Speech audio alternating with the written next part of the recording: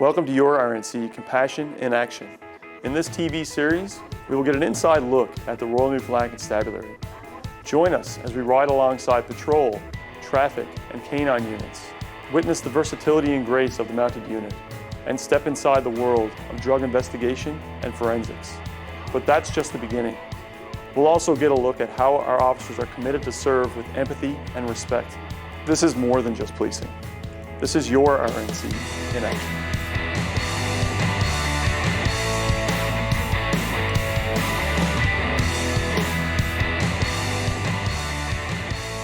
Welcome to this episode of your RNC, Compassion in Action. Today we'll join the RNC's Forensic Identification Section, better known as the Forensic Unit. These officers are working in a very scientific world, very precise, and they have expertise in the area of collecting evidence. We'll speak to Constable Pam White as she visits the scene of a break-and-enter, where she will process and gather information, and walk us through the process as she does so. Then we will speak to Director Catherine Rogers, who is the Director of Forensics and Property Control at the RNC. Ready for the truck, as you know.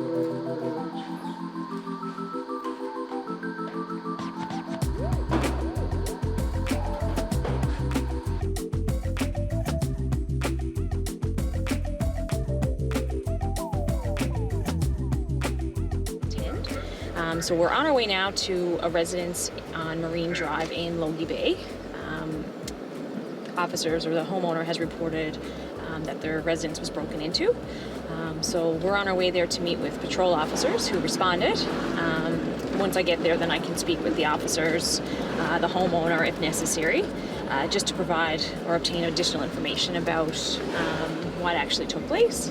And then that will determine my course of action with respect to how I examine and process the residence. So as a forensics officer, our job essentially is to, one of our roles is to aid other officers with the examination and processing of crime scenes sometimes. And that includes, like photographing the scene so that we can see exactly how the scene appeared when we arrived or when it was found. We look for evidence at scenes. Our goal, we want to try to identify the suspects that are responsible for the offense, and we also need to link suspects to crime scenes. So one of the ways that we may go about doing that is if there's evidence left at a scene. So we're looking for, are there fingerprints left at a scene? Are there footwear? Did the suspects, leave something behind by accident that we can then use to try and identify them? So we kind of have to think like, a suspect as well, I guess. To some extent, when we arrive at a scene, we try to figure out, okay, what makes sense? Like, how did they maybe come into here? How did they gain entry? What did they use to gain entry? You kind of have to think like them a little bit because we don't want to also damage or disturb evidence that may exist. So we have to be cautious of how we enter a scene and to make sure that we preserve anything that could be there. Yes. Yeah.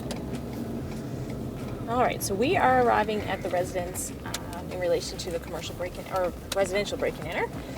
So patrol officers are here.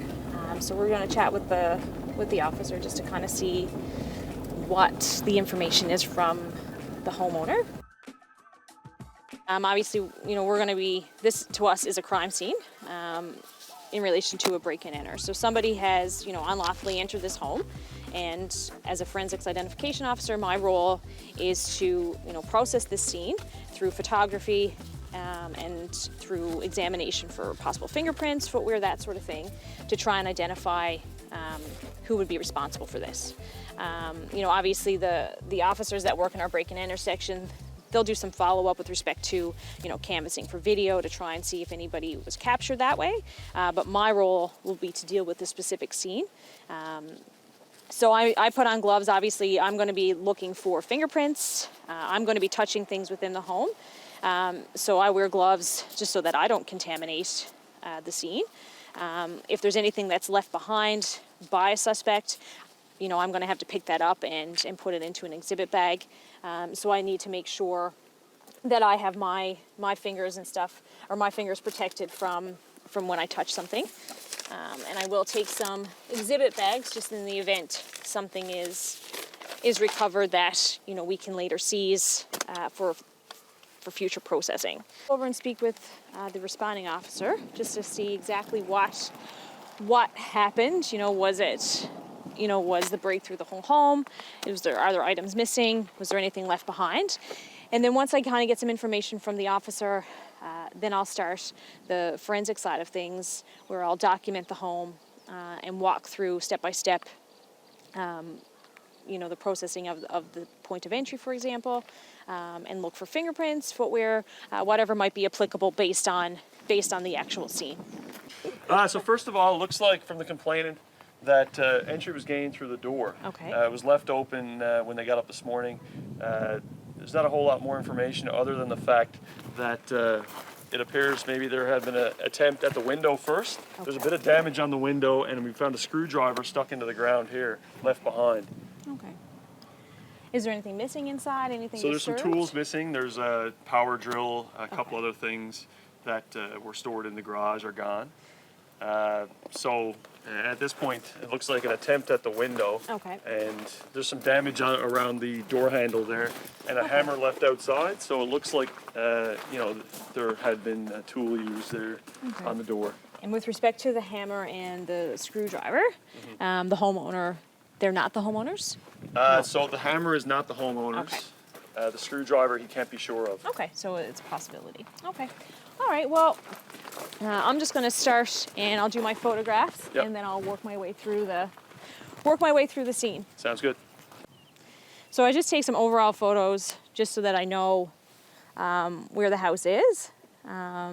If there's a civic number listed on the house, I'll take a photograph of that just so that obviously I can identify where I responded. I guess, you know, the easiest way to explain it, I'm trying to paint a picture of what transpired, so that if the suspect is ever identified and it goes to court, for example, I can walk through, you know, through court, explain this is what I saw when I arrived, this is how I found it, and these are the steps that I took to process and document the scene.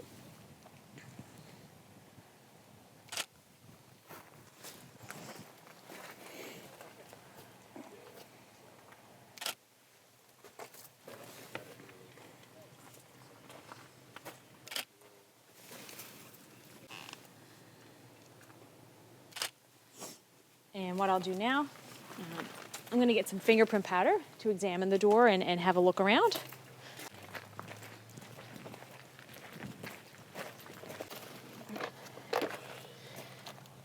Cool. Yeah.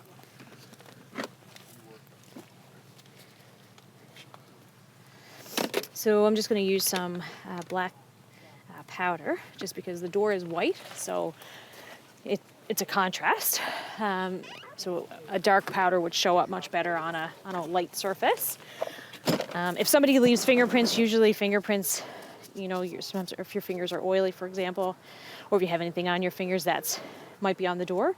And the purpose of the powder, it's very fine grain powder. It just adheres to those oils, and that's how we can see the fingerprints.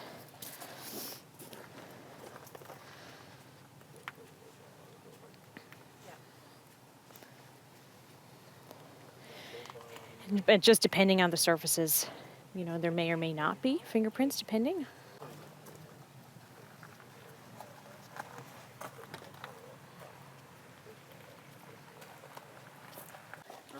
All right. So I just used black fingerprint powder.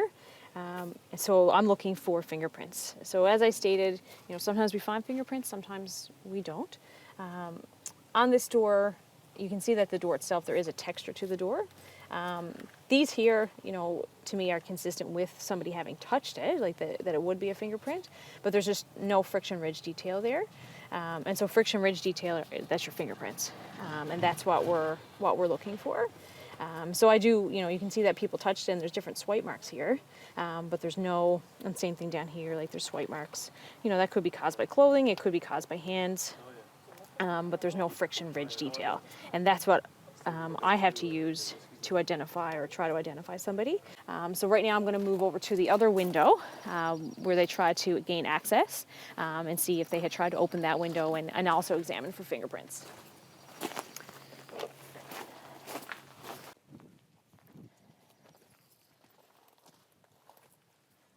Yeah, he said he...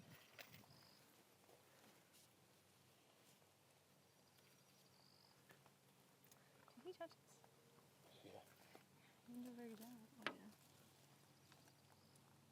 yeah. Okay. Yeah, so this is it's called a silver gray powder. It's the same concept, like it's a fine grain powder, so it does, adhere well to fingerprint oil or any oils on your skin, and it picks up any detail that's there. So, often we've seen when, especially windows like this, if they're unlocked or if someone's trying to open them, they may try to force it open that way, especially from the outside. So we'll have a look to see if there are some fingerprints there. Yeah, and so right here we're developing some fingerprint impressions are visible. Just the placement of these impressions. If you were to think about how somebody may open a window from the outside, you don't have that lip to push up on from the bottom. So you do see sometimes that people may put their hands on the window to try to force it up. So we're seeing some partial impressions that resemble that. So I'll fingerprint them a little bit more just to make sure I get all of the detail captured. And then these will be photographed.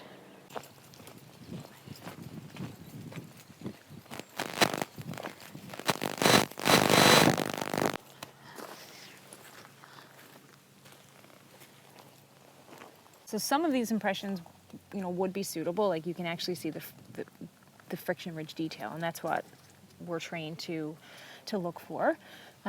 Some of them are just, you can see that a hand or fingers would have touched it, but then the hands move, so there's like swipe marks. So it's not suitable for identification. But like this one here would be suitable.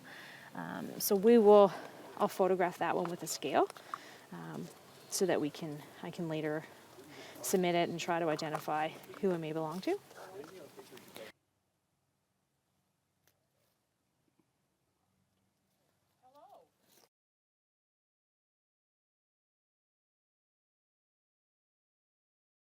So I put on a macro lens. So the macro lens is very good for picking up the minute details of a fingerprint, because I have to get very close to the fingerprint to capture it very clearly. I don't know if that's the right way to explain it, but so this allows me to capture all of the very intricate details of a fingerprint, because as I said, everybody's fingerprint is unique. And then there's a scale there. It's a fingerprint scale. It's so that when I send it away, I have to calibrate it to make it obviously how it shows up on the camera versus what I have to. I need to calibrate it so that it's accurate to the size of a fingerprint. So these two items, I know the homeowner isn't 100% sure if that screwdriver belongs to their home or not, but we will take it just in case. It's outside the residence, which, that's not normally where you would see the screwdriver left behind. And then the homeowner has indicated that the hammer is definitely not theirs. So, it is very likely that it may have been brought here by the suspect. So both of these items, I'll photograph them as they were found, and then they'll individually be seized for me to do further examination. So I may do more fingerprinting on them at our forensic office, and then they can also be swabbed for possible DNA.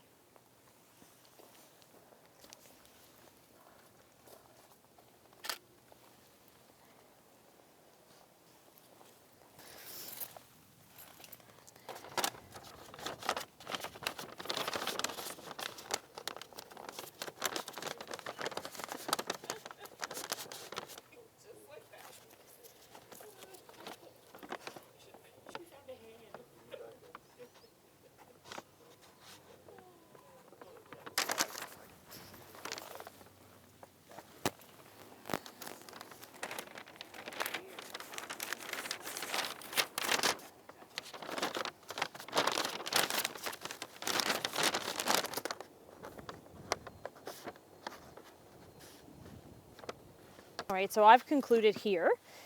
So based on the two, I have the fingerprint that I photographed, and we have the two items that were recovered outside. So I'm concluded at the scene, and the homeowner's been made aware of that. So now I can go back to the forensics lab, where I can do further examination of those two items and see if they would be suitable for submission to the lab for DNA analysis.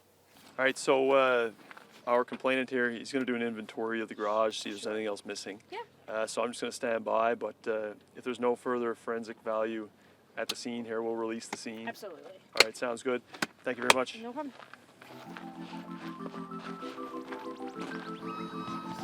Yep.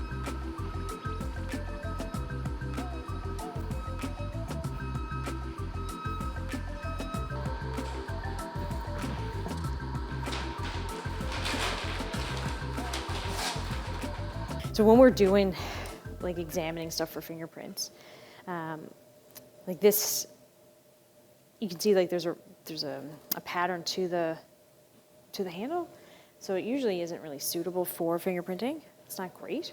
If it was a smooth handle, for sure, but this has all this intricate design and different patterns on it. So we'll photograph it with a scale, and then I'll swab the handle of it because we believe it was brought to the scene by the suspect.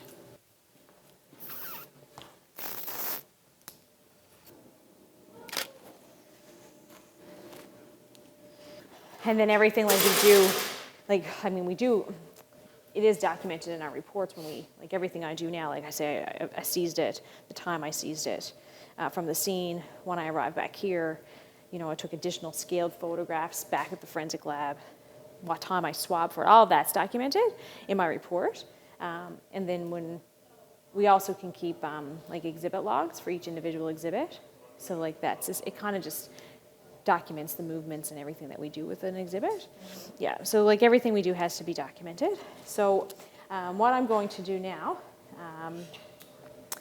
we believe that this item was used or attempted to be used in the break at that residence, and the homeowner has said that it does not belong to them. So why would it be on the property? Is it possible that the suspect brought it there and then just maybe left it? So because of that, this is considered, a possible break-and-enter tool. So I'm going to swab the handle of the hammer with this sterile swab, and then a request will be submitted to the lab for it to be sent away for DNA analysis, for biology analysis.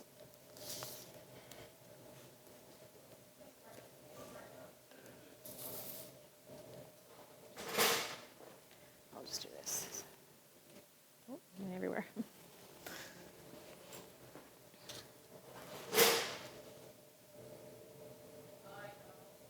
What kind of solution did you just apply to the? It's just a distilled water. I think that's what it is. Let me double check on that. Yeah, it's just sterile. It's sterile water. Sorry. Just because where we're swabbing a dry item, the sterile water just allows us to swab that area a little bit better, so that it's more of an adhesive if we're trying to collect something. So let's say multiple people have touched that hammer, which Yep. is highly possible. Possible. Yep. Is this swab that you're doing picking up on multiple people's Yep, for DNA, sure. obviously? Yep. And then you could possibly match it to someone who would already be, say, in the system? Yeah. So if you have ever been convicted of an offense, oftentimes, depending on the type of offense you've been convicted of, you would have to provide your DNA, and that's like a court order. So if you've ever had to provide your DNA because of a past offense, then you would have to provide like a DNA sample. And then that DNA sample is maintained by the National DNA Data Bank. So the swab that I just collected, it would get sent away, and if the sample is suitable for further DNA or for DNA analysis, then that sample, they generate a DNA profile, and then that profile is submitted into the National DNA Data Bank. And that's how, so it can only be compared to known convicted offenders. and then that's how we would possibly identify somebody. So I've concluded with this exhibit.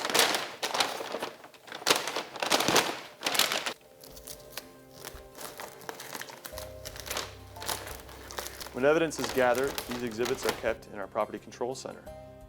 These exhibits are kept as evidence in a safe space where we are able to maintain continuity of that information. We'll learn more about this with Director Catherine Rogers. So our Property Control Center is set up to receive property and exhibits.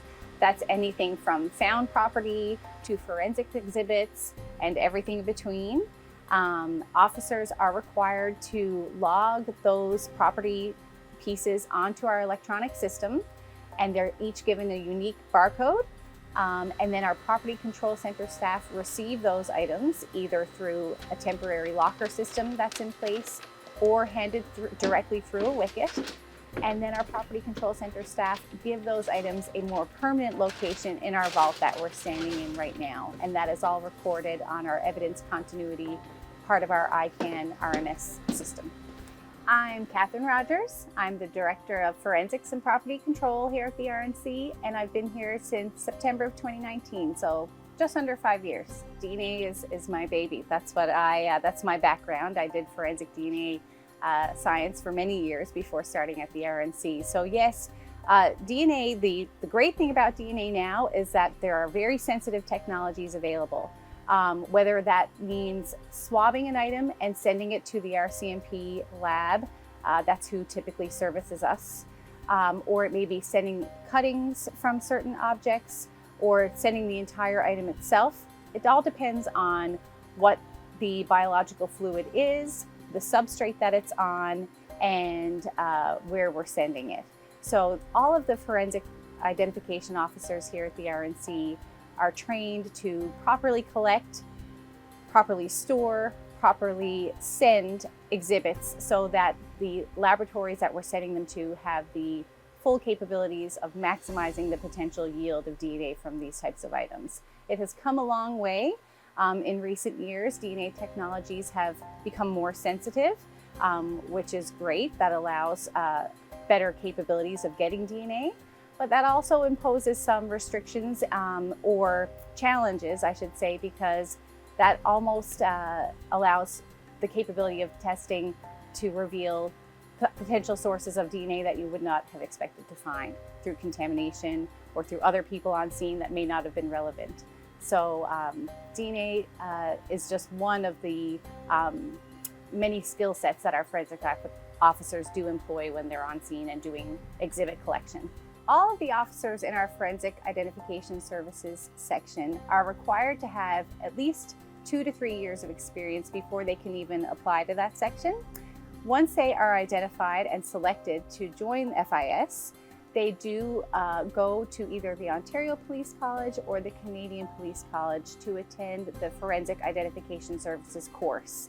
So that really lays the foundation and the basis of all of the work that they are doing in forensics.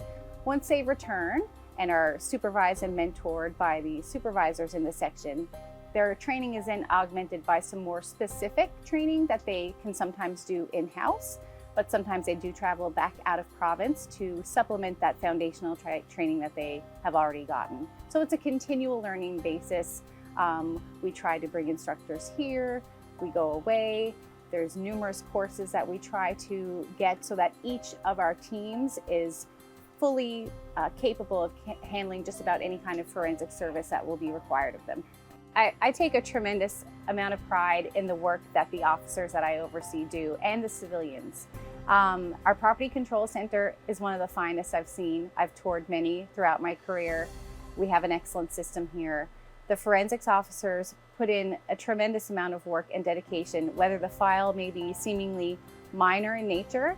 Those minor files can sometimes impact the members of our community just as harshly as some of the more major files that may sometimes be getting more media attention.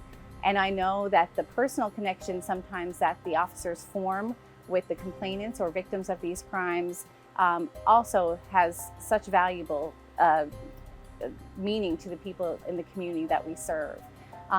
When we do get a positive outcome and the forensic officers have had involvement in that file, it's a great feeling. But I have a great feeling coming into work every day anyway. I'm proud to be here. Forensics was always my interest from high school on, and I did have to go away to do some of that for a long time. And coming back here to accept this job in 2019 was great. And just every day to see the hard work that they all do on every file, small or big, I take a lot of pride in the work they do. Thank you so much for joining us as we took a look inside the RNC's forensic identification section. The officers who are the experts in gathering evidence and information in a lawful manner. Join us next time on your RNC, Compassion in Action.